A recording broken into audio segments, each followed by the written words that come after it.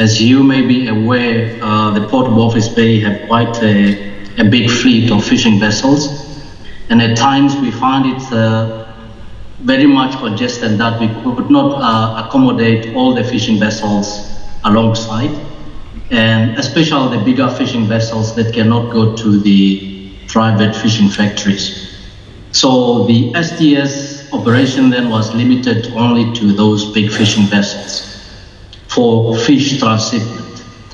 But with the shipping activities then picking up at the Port of Walvis Bay, those fishing vessels could also not wait to come into the port to take bunkers.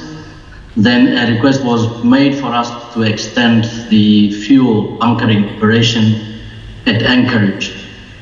So again, with the shipping activities increasing, the request was then done to say we must open up to all other vessels.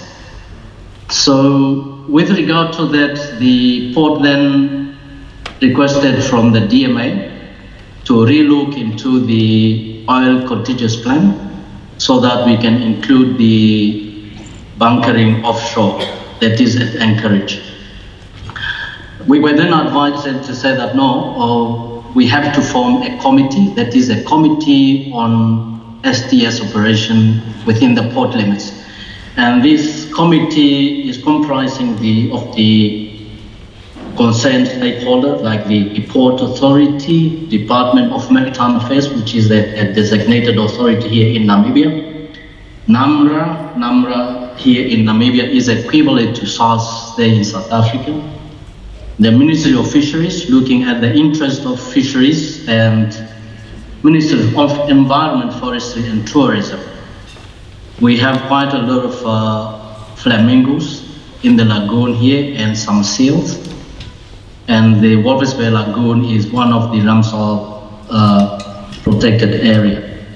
Then the local municipality and the Ministry of Defense, more specifically the Navy. The committee then resolved that NAMPORT have to do a comprehensive risk assessment on the STS operation within the port limits. And that risk assessment then will inform for NAMPORT to come up with the safe operating procedure for the bunkering operation within the port limits. The risk assessment was done, safety operating procedure was also formulated. It's covering quite a lot of defined topics. So from tax operations, pilot services, the role of the pollution officers. Other topics also includes the control of operations. The operation must be controlled. There are defined factors that need to be defined for the control of the operations.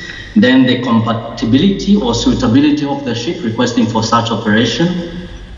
And then the approval from the port. So the fuel bunkering operation need a different approval from the port captains.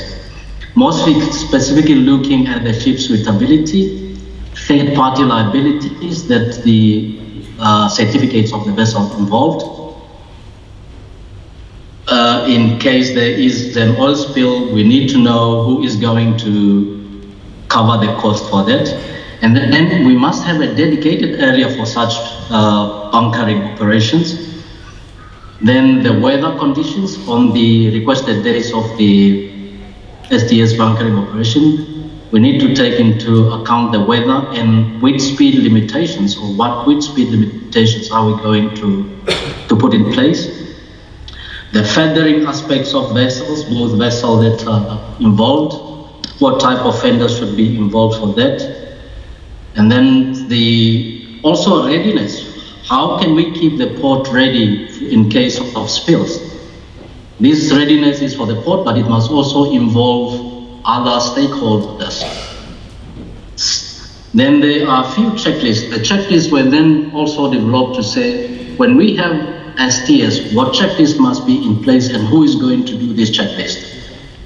And then in case of inclement weather, what action should be taken. Then other aspects came in were also the charges for the STS, including the tug, the pilots, and then the loading masters. So what we have done then is to say that there are some of the mitigations that we have to put in place. For example, the compulsory use of containment booms, ocean boom. Whenever we have STS operation, there must be containment booms in place. These STS operation must be approved by both parties, like from the port and from NAMRA side, to see the quantity of the fuel going to be transferred. And then we also have procedures like to see that any STS operation going to take place, it will be the non-port pilots going to moor this vessel and unmoor the vessel. This mooring will only be carried out during the day, and unmooring can then take place during the day and during the night. And during the night and during some other special operations, an approved loading master must be on board to monitor the STS operations. So these are some of the mitigations that we have put in place. And then that was also required then, once we came up with the safe operating procedure, that NAMPORT must also review the oil contagious plan. The oil contagious plan was then reviewed so that we include the STS operation within the port limits. And this oil pollution contagious plan was approved by DMA.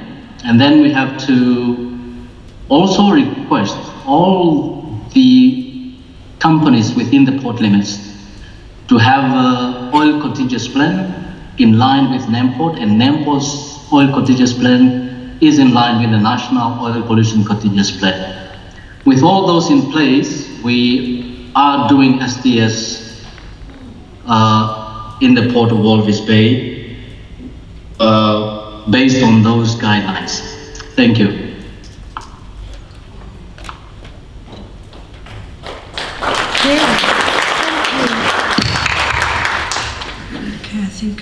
Captain, thank you so much for that context and your regulatory framework overview.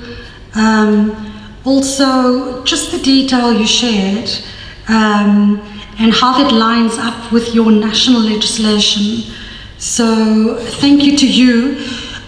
Please stay on the line. We are now going to go into a Q&A. And we're going to open the floor for questions. I'm going to ask that we please do it in the following way. I think we're beginning to huddle together and to get to know each other if we don't, at least when we arrived here. But I'm still going to ask if we could please just very briefly state our names and succinct to the point, the question. And we're going to take 3 at a time, and we're going to start now. So the floor is open for questions. Please, the first 3 hands. And we've got roving mics going around. Now's the time for us to have this discussion. We've had the operators, we've had this SOA discussion, and we're putting them all together now. We've had the operators sharing those rich insights and learnings. And we've had the Namibian case study sharing their regulatory learnings and practices, and so the floor is open. Questions? Thank you. We've got 1 question. Do we have 2 more?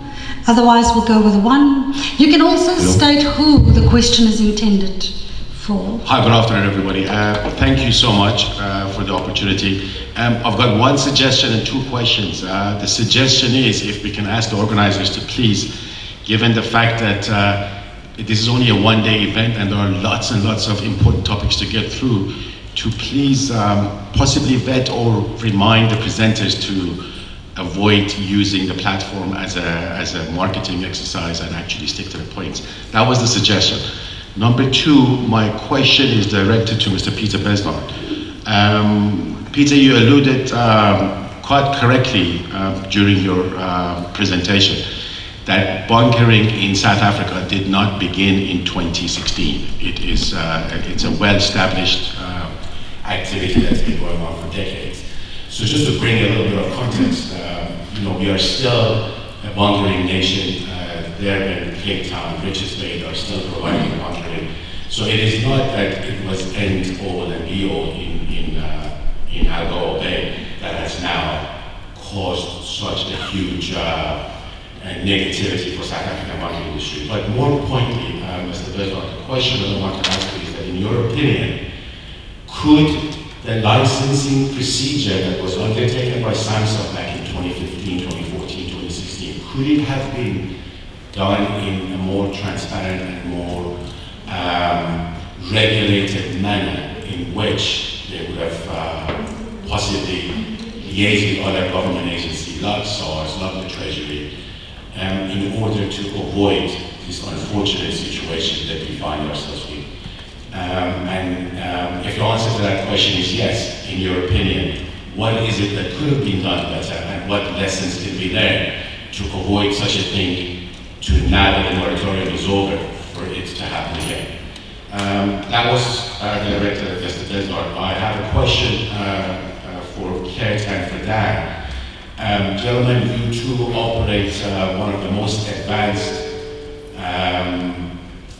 companies that do the custodial transfer of fuel in South Africa, which is a jewel in the equipment that we've got available that rivals European and American and Far Eastern standards, and it's a wonderful facility that we have, and we've been operating in this environment for a number of years, and you've done an excellent job. If I were to ask you, what is the single most important legislation that you want to see change that would bring about our bunker callers only and really attract them to our shores, what would that item be? Thank you. Thank you very much. I just want to check, I don't think you stated your name and the company you're with. Sorry, it's Bez Ramini from Dan Bunker. Okay, thank you very much. So we've got a question from Dan, which is one suggestion and two questions. One from the regulator, Nicole.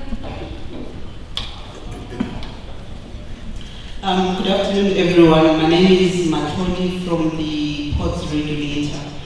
My question is directed to Kurt, and it's in relation to what my colleague spoke about earlier on when it comes to the incentives that the Ports Regulator offer. And even though Pule did mention that the incentives is on onshore bunkering. So my question then is, because the uptake is so minimal, can we get a sense from the industry and from Mr. Kett whether they have considered or are they benefiting from the incentive from the Ports Regulator, and if not, what are the challenges that they are experiencing in benefiting from those the incentive that the Ports Regulator is offering? Thank you. Thank you so much, Claudia. We've got one more fuzz. Okay, so Sipo, the floor is yours. Thanks.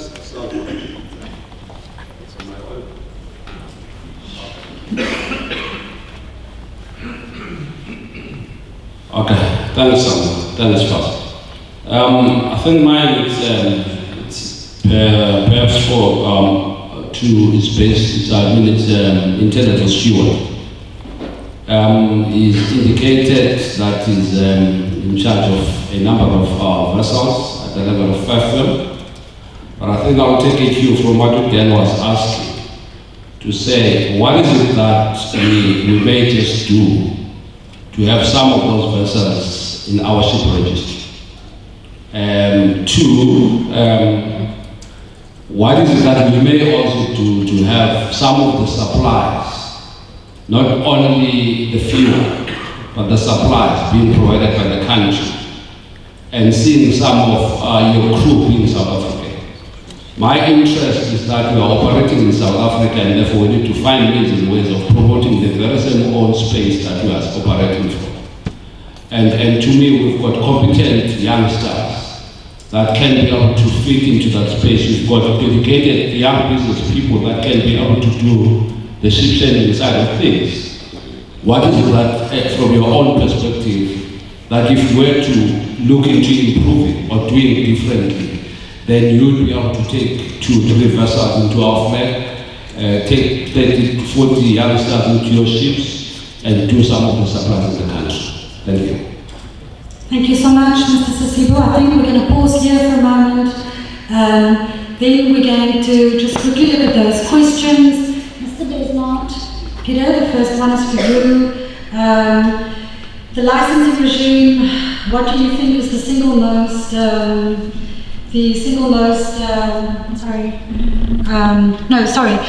could the licensing procedure which started in 2015, could that have been done differently? Could SAMSA have done that better from a more regulatory perspective? And if yes, what could have been done different? And what needs to happen so that that is not repeated?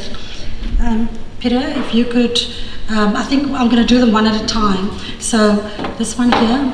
The licensing procedure that started, what would you have done differently if you agree? Could it have been done in a more regulatory way? Yeah, I think what should have happened with all the government agencies that are involved, there was a missing link.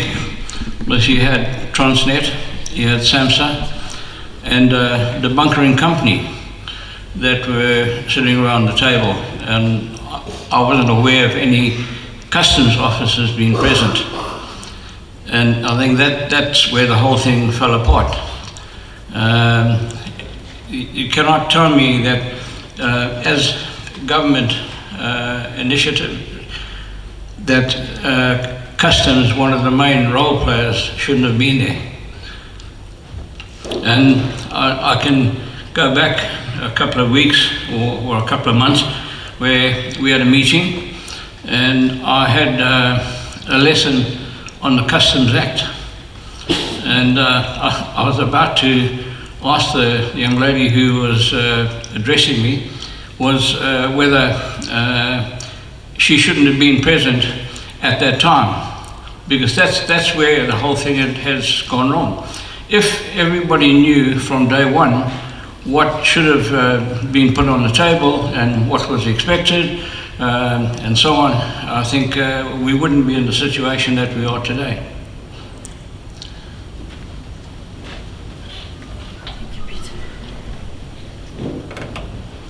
Thank you. I hope that satisfies. Thank you. Then the next question, what is the single most important legislation you would like to see? So Peter, I know you didn't comment on the legislation. It's actually for you, Dan. I think he said Dan. And in fact, he made reference to the world-class level equipment infrastructure, well, really superstructure that you've got. And what is the single most important piece of legislation you would like to see? If you could comment on that. Yeah, thanks for the question. I think before I answer the question, I must outright say that, from an AMSOL perspective, we do not come from the world that blames any single entity for the problem that we find ourselves in, right?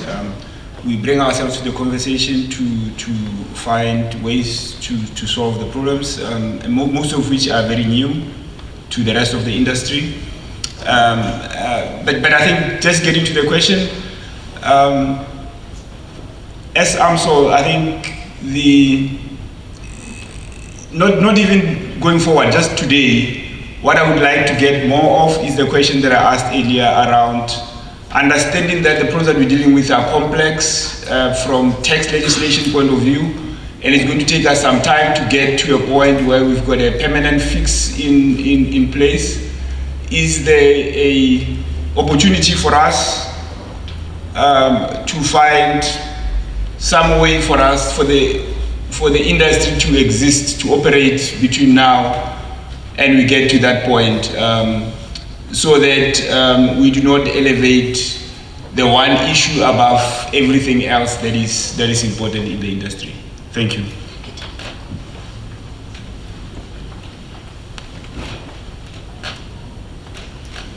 Thanks for your question, and it is a very good one. There's a massive industry out there in the oceans which could serve as a source of employment. To address the first part of South African flagged, in our case, chemical tankers, I can say Reverend Martin Luther King said, "I had a dream." Our general manager over here in Fairfield Chemical Carriers, South Africa, it's very passionate. He's very passionate in training cadets. We do have several cadets on board our vessels in the hope that these are the seed of skills that can actually be transferred. You know, it takes up to 10 years to train a captain, to get somebody from the first time they're back a foot on board to the bridge of a ship, commanding the ship. It's a long journey, and it is very expensive. So we have started with a cadet training program. We work with Nomkita, with the General Botha Training Academy, chatting to Dan after lunch and listening to Kurt's presentation. There are South African seafarers on these ships. I know that we have Captain Mike Meddy, who's our training coordinator. He works closely with SAMSA. We have to make sure that they train to the highest standards. So to just take 40 people off the street, it's not a possibility, but if we can slowly but surely build up that seafaring population again, it could be a big source of employment, particularly now that the Ukrainians are all busy fighting for their homeland and the Russians are just, they're just kind of a drying up labor pool. They were a big source of crew. As far as South African flagged, well, you can't have the ship without the people. I think once you have a big enough pool of people, I can't tell you the ins and outs of the South African laws, but no doubt you're going to have a certain percentage of South Africans on board. We would want South Africans on board a South African flagship, but it's in the process. Just real quick, but people in this room, we've all got a stake in training young people. Succession plan, we were all trained by somebody. We need to pass those skills on. There's a lot of you with access to scholarships, bursaries, bursary funds. So definitely, it's a little bit sidebar to bunkers, but yes, definitely is something that's part of the solution. Yeah. Hope that answers your question. Thank you. And I think, Stuart, I'm hearing you saying, I want to go back to Mr. Sisibu's point.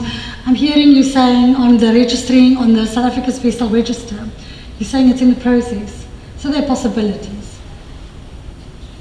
I think, Dan, you can talk more to, you've got the one tanker that is South African, right?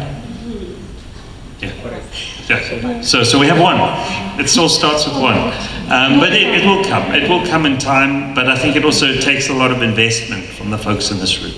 Thank you. And it's worth having the discussion. Thank you very much. I think I'm going to ask Mr. Kurt if you could also comment on the same one, and then Port Regulator, we're coming back to you. We're going to quickly first deal with, since you've raised it, Stuart, with a question, the issue of crew and on our vessels on our register. If you could comment as well.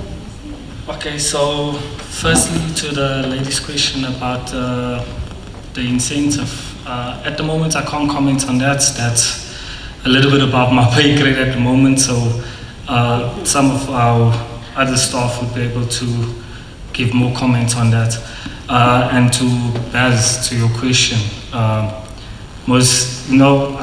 have to say I agree with Dan's sentiment, even though I know there's a lot of us that are looking at the removal of import tax on ships brought into the country for Operation South African territorial waters. Thank you. Thank you so much. Then still on Claudie's point, I'd like to ask, I I don't know if anyone else wants to comment. Dan, did you want to comment? And really to any of the operators, are you benefiting from the incentives? There's a very low uptake. What are the challenges? What is it that you would want us to look at when we look at the ship's register to increase that uptake? Do you want to share some insights on that? The floor is really open. I think just from AMSOL perspective, I mean, I did communicate with Matlodi earlier that I think we need a bit more understanding of the tariff structures and all of that, and we've set up a platform for us to engage further away from this platform to take advantage of that. Thank you. All right, thank you. So you're saying let's have further discussions. I think unless there's any further comments on any of those questions from the team here, we're going to take the next round of 3 questions.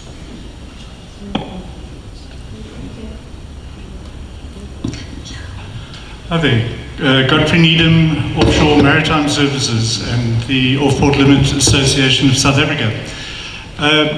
I've really enjoyed listening to the comments today, and in particular all the authorities who were represented here and how clearly they spoke.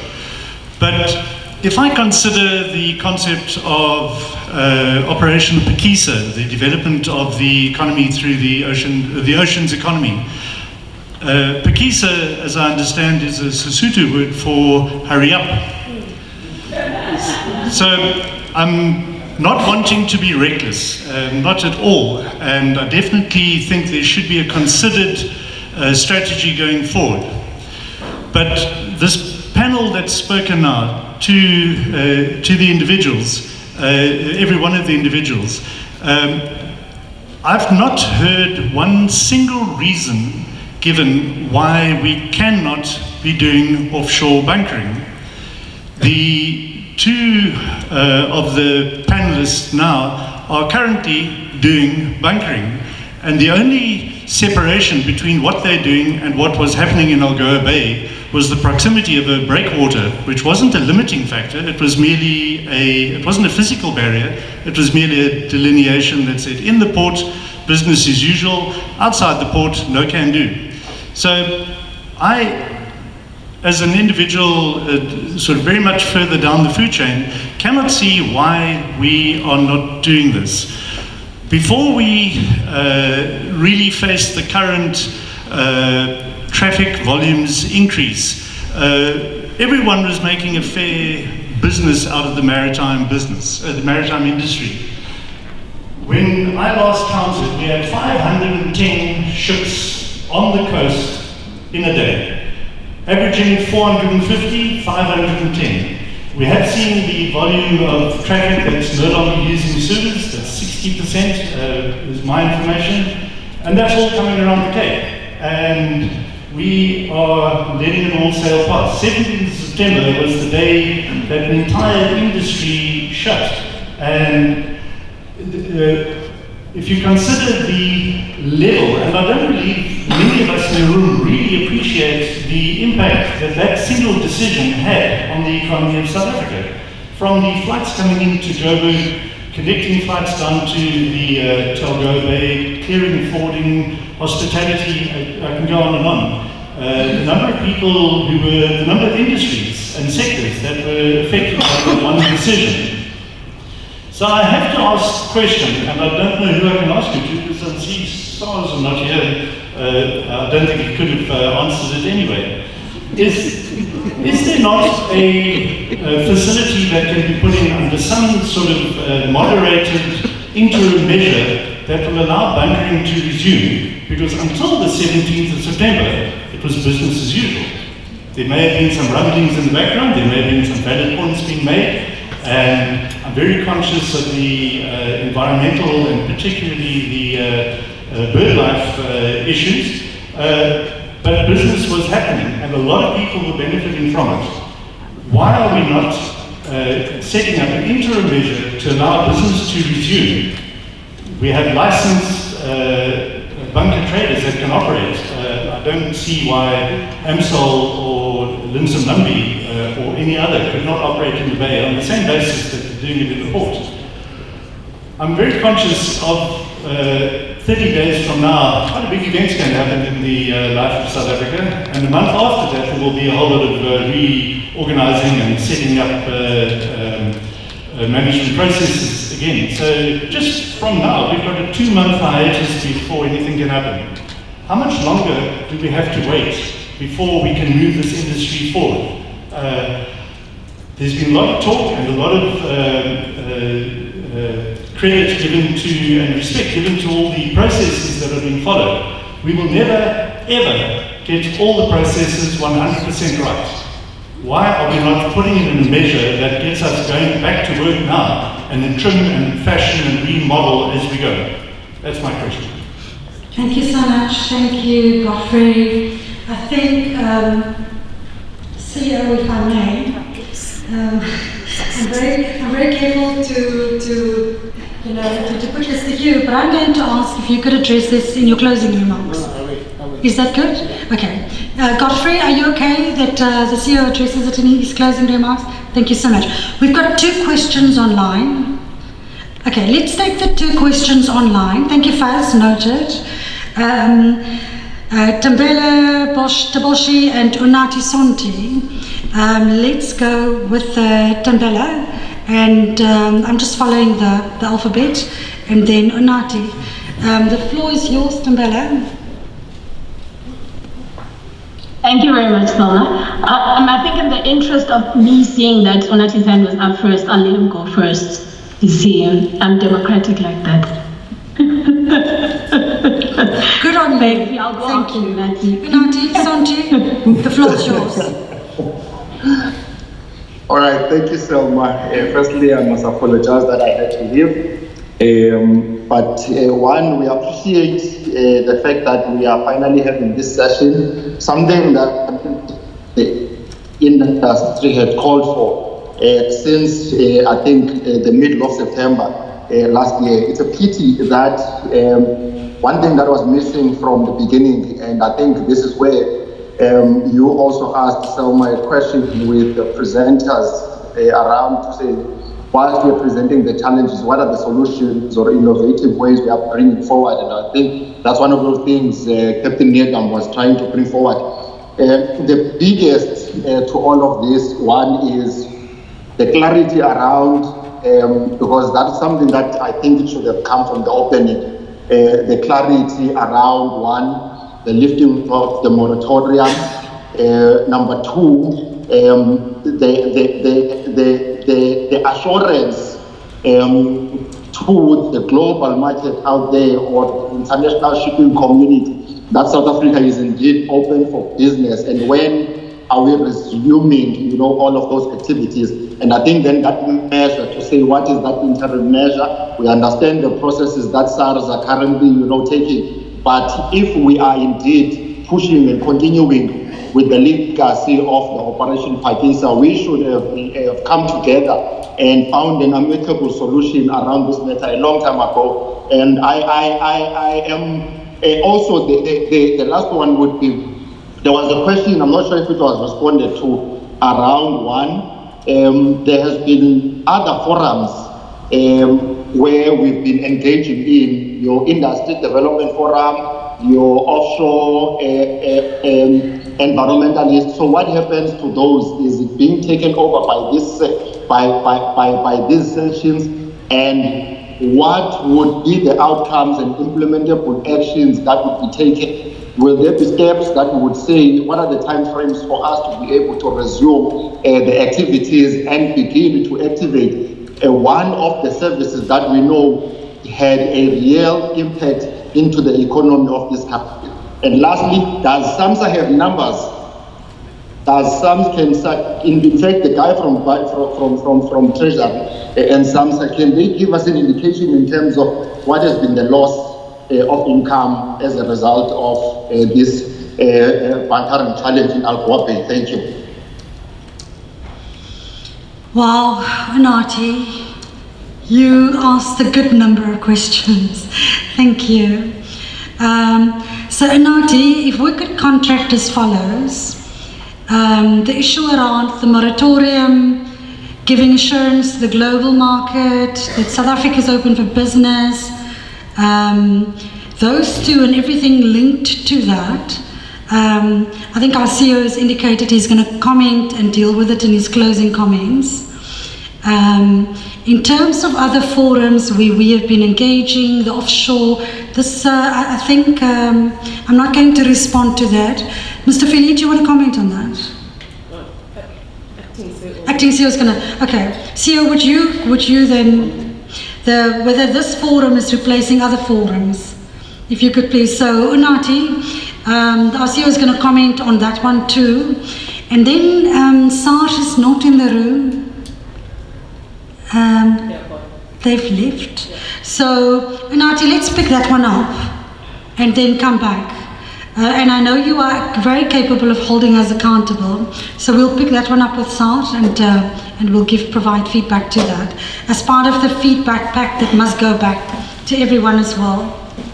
Unati, you good with that? I hope we haven't lost you. Yes, Salma, I'm good with that, and I would add the fact that also SAMSA needs to commit in terms of what is its stance in terms of industry development, making sure that there's introduction of new entrances, in particular black operators and service providers within these bunkering activities. Thank you. Thank you, and I think our CEO is going to comment on that too.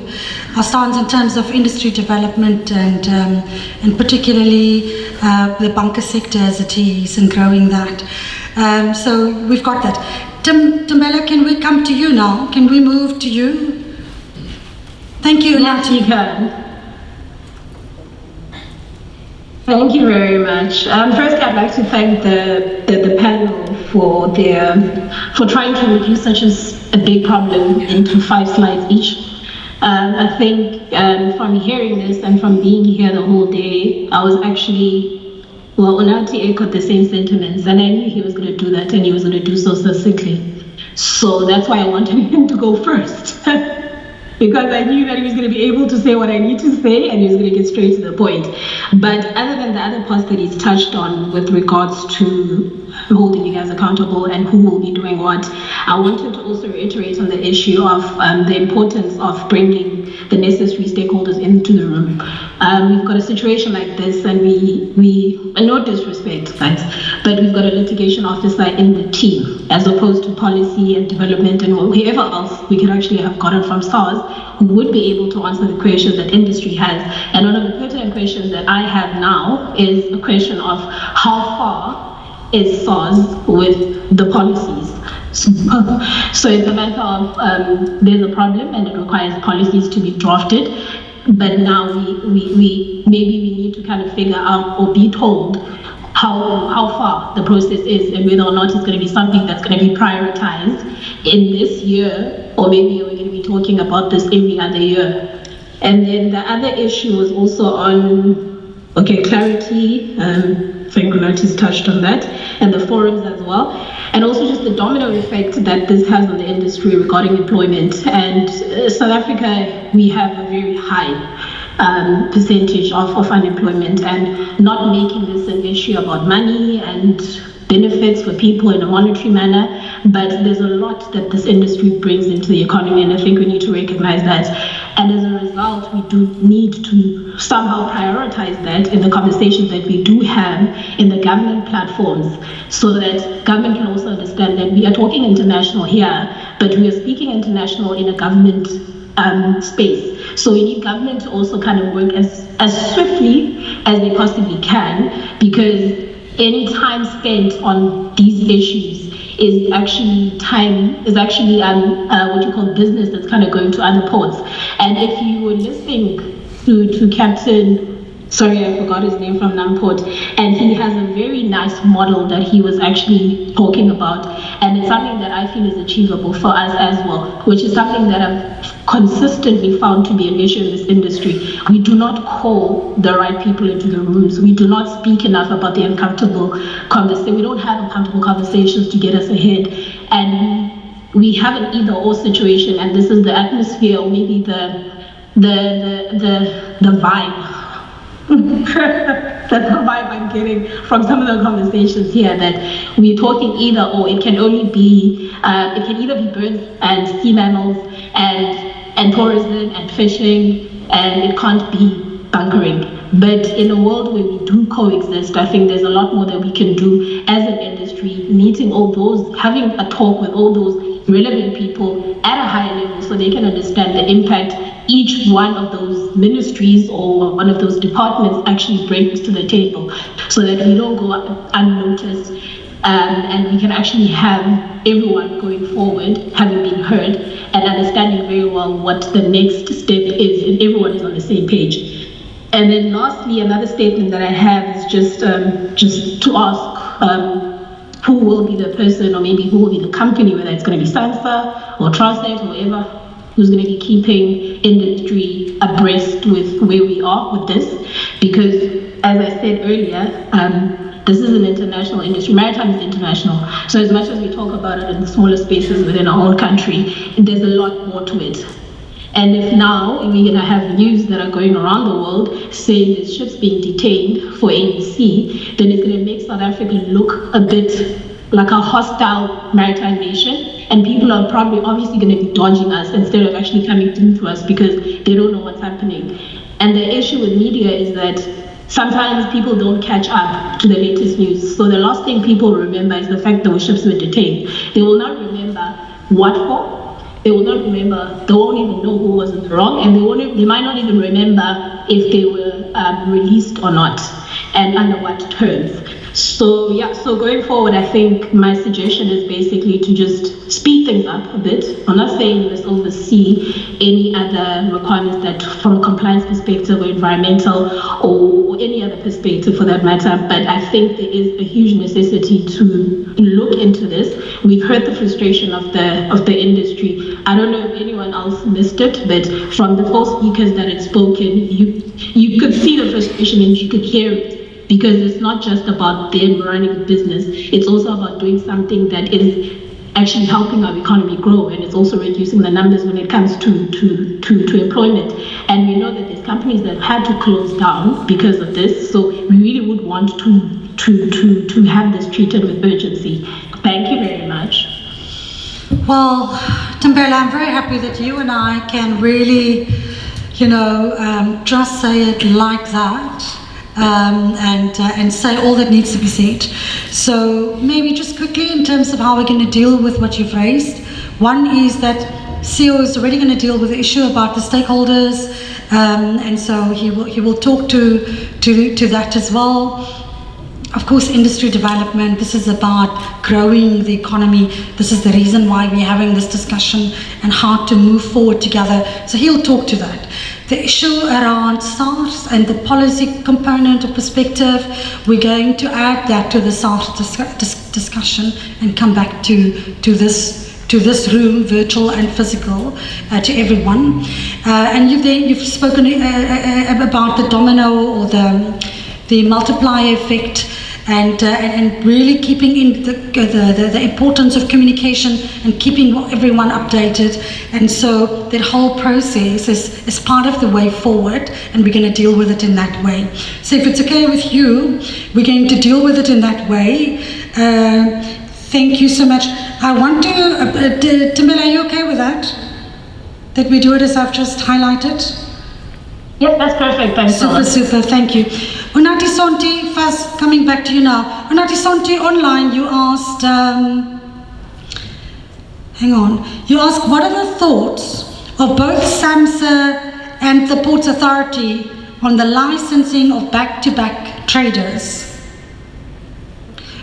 Unati, are you online?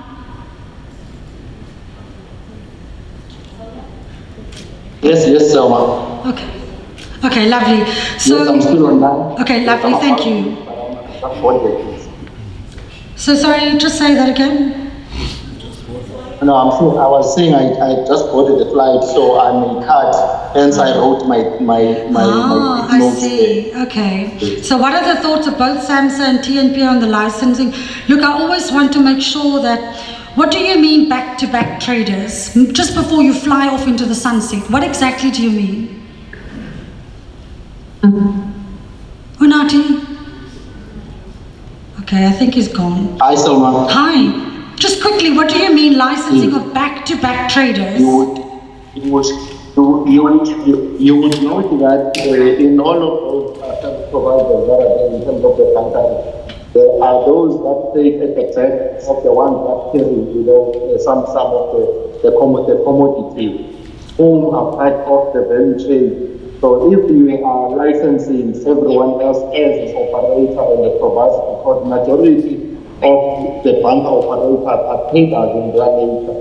So there are those that do not operate the vessels, directly, but are able to connect they're able to connect the one who requires the bunkers and the one who is carrying the bunkers. And all of those are part of the systems that one gets revenue within activities that is taking place within our territorial waters. All right. Okay, thank you. So both the ships and the cargo, so both the licensing of back-to-back traders. Okay, we're going to, so you're asking the authority, I'm not sure if we have anyone from the authority online. Do we have anybody from, Justin, thank you. So Justin is going to comment in a moment, and then, of course, our CEO is going to comment as well. Justin, do you want to quickly, let me give you the mic? Thank you, Nati, thank you so much. Yeah, I think it will bring a lot of complexity. I think trading is regulated by NERSA, and there may be some regulatory overcreep. But I think if we serious about how we want to boost the industry and getting the licensing and the commercial licensing aligned with the operational licensing that ourselves and SAMSA do, then that may be a conversation that we should have with NERSA. That's my understanding of what Mr. Sont is asking. But we do not regulate the commercial activity as such. We regulate the operation, and I think that may be why we are finding ourselves in this space now, where we have concerns with customs, etc., etc. Thank you, Justin. I think you may have raised this issue at the Port Consultative Committees as well. And I think as SAMSA, sorry CEO, I'm also going to leave it at your door to comment. Just the issue around that he's just raised, back-to-back licensing. But I think it is, you're saying, Justin, it's going to have to be a discussion between the authority and SAMSA, because there's a lot riding on it. And it's not a straightforward answer we can give you. No, we can't. Exactly. I think what I'm saying also is the National Energy Regulator. Sorry, NERSA as well. And bringing NERSA into the discussion. Yeah. So we're on the same page. So that is something we're going to have to take away and kind of, colleagues, we are wrapping up as we go. There was one question at the back. Faz? Sorry, I can't see.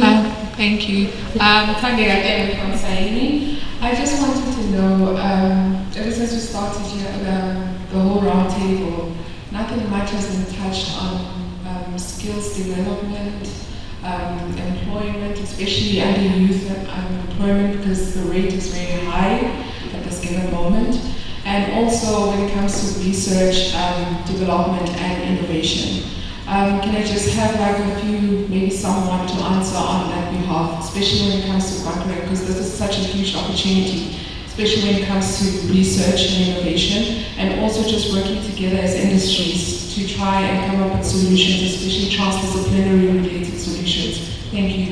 Tandega, thank you so much. I think we're going to close out this session at least. There's a burning question, and it doesn't look like there is. So I'm going to ask the panel, perhaps in your closing comment, if you could, and I'm going to ask Captain Online as well, if he has any further closing comments, but if you could, in your closing remarks, touch on the issue of skills development, and I think Mr. Sisibu really spoke to that point as well. as it relates to bunkering, and I think, Stuart, you spoke to innovation, but if we could perhaps just talk about, this economy that holds so much potential, and particularly looking at skills development, making a dent in unemployment, and I think you've spoken a bit about that when you spoke about the register and innovation. So if, let me give you the mic, if we could start. Let's just go on, let's have a look. That's all. Thanks so much. Okay, from Lintonambi side, we do what we can. So dependent on ranking, ratings, and items like that. So we take on guys or ladies from school, train them up, give them the necessary training, get them qualified through SAMSA. Obviously, there's some limitations with regarding our training because our vessels are port restricted, but we do train as many as possible officers as well. So in conjunction, I believe Transnet offers courses, skippers, master port ops courses. We send candidates that's employed by our company that is working on a staff that we have evaluated and have seen they have the potential to be officers. So at the moment, that's what we're doing. As our fleet grows, the opportunities will also grow. I hope that answers you from our side. Thank you. Maybe just before we go to Dan, I want to add a little to that. And Stuart, I want to come back to your point. I think I want to add to Tandeka's point and say, are we ready to train for South Africa? And of course, births, if we talk about, cadets, etc., goes with it as well. But are we ready, as South Africa, everybody in this room who's able to contribute to training at a level that will begin, and transferring skills at a level that can really make a meaningful contribution? Can you comment on that as well? So not just training in your company, but also training broadly and looking broadly at how do we make a dent at this issue called unemployment in South Africa and pull together. Sorry, Dan, I'm adding that to it as well. Yeah, thank you. The way I look at this is the issue around employment creation. I think it's a misnomer, right? As an industry, as private enterprise, we do not go out to create employment. We go out to create economic value, to grow the industry, and as a result of that, jobs will naturally flow from that, right? So I think our energies needs to go into how do we unlock all the blockages that stands between us and growing the banker industry, and if we can solve for that, job creation will come as a natural consequence of that.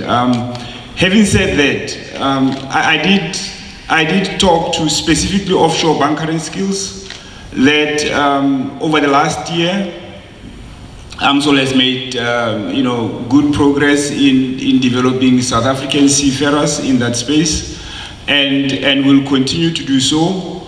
The help that we need from the rest of industry and regulators is for us to develop a stable regulatory environment to make that an attractive space to invest and thereby create those jobs. Thank you. Thank you so much. Thank you, Salma. I think to a great extent I agree with Dan that we need an environment that's conducive for business to grow, because once our business grows, then that enables employment. With that being said, I think skills development and training should be an agenda for every single company that's operating, whether in the maritime space or any other space in the industry. And I think as Feneke, we've got growth plans for all our staff in the office. I mean, Feneke has trained the only black mooring master that is endorsed by all majors in the all majors in the world, and we want to train more, we want to get more operational people, but at the moment, until we're in an environment to be able to grow, we've also been sort of stunted from employing more people.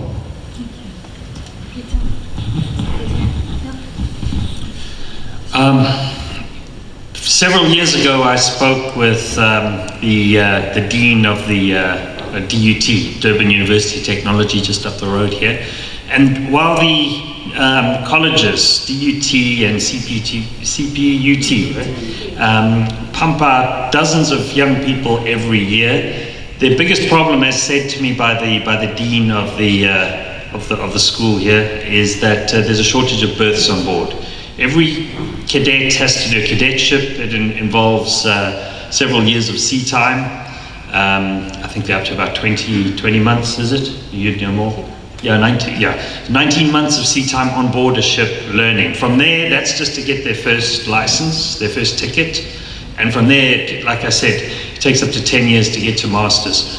I think the biggest thing here, our organization has done what we can with our budget to take as many in as we can afford. But there is definitely a need to support, like the general, both bursary fund. A lot of you have access to training budgets that could actually go towards that to build these people up. And it does cost us a lot of money to train a cadet, and there isn't a very high retention rate in the time it takes for somebody to go on board till the time they get to masters. There's a high rate of attrition of people leaving. Young people go off, get married, or they find businesses, jobs in the other segments in the marine industry. So, but it's definitely a case of getting the berths on board and to support, the bursary funds.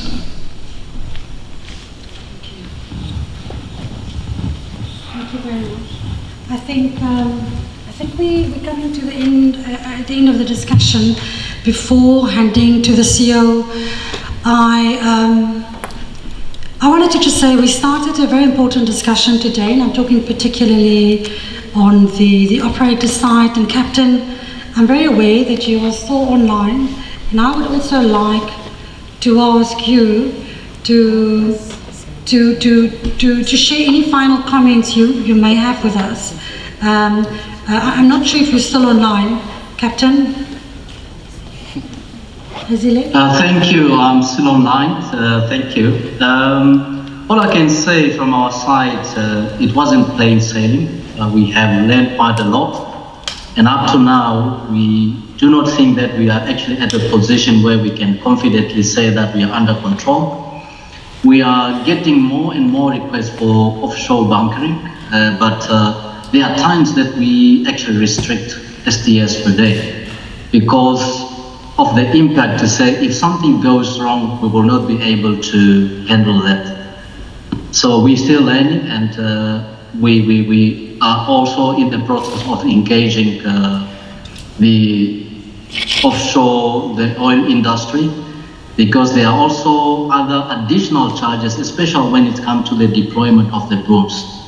So we are learning day by day. So that's all I can say from our side. Thank you. Captain, thank you so much, and thank you for sharing those insights. And to our panelists, thank you so much for sharing your learnings and insights and recommendations with us. I think the program director is going to join us. I'm handing back to her. We've started a high stakes discussion this morning, and we need to really think about what that means. I think, and I hope I'm not going to be guilty of saying too much, but I think the magic of being a South African is that amidst all the issues we have, there is so much more, and that we are willing to work together, and we're willing to find common ground. And there's a lot of common ground here. And so, Program Director, handing back to you to say thank you so much. Thank you. We're stepping off the stage.